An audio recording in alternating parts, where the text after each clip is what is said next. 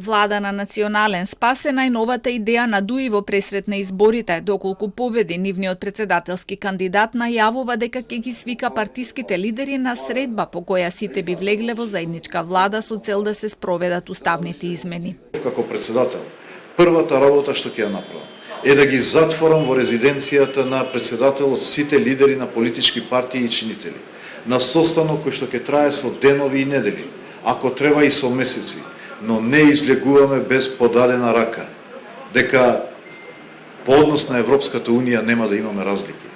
По однос на оваа историска шанса да станеме членка на Европската Унија нема да имаме различности. Ке се надпреваруваме за сите теми, но не за Европската Унија. Ако тоа значи и да се здружиме сите во една влада само да успее приказната.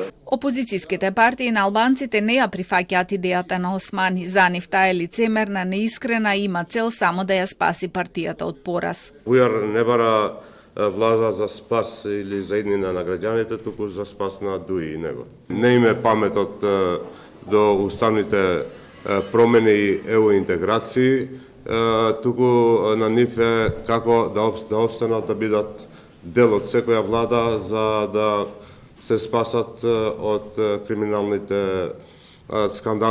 скандалите што беа секојдневни. Идејата за влада на национален спас не е нова, беше актуелна за време на политичката криза во 2015 година, потоа во 2020 година за време на здравствената и економската криза, кога ја бара од ВМРО ДПМНЕ. Во 2021 ја бараше и тогашниот премиер Зоран Заев, но никогаш не се реализираше.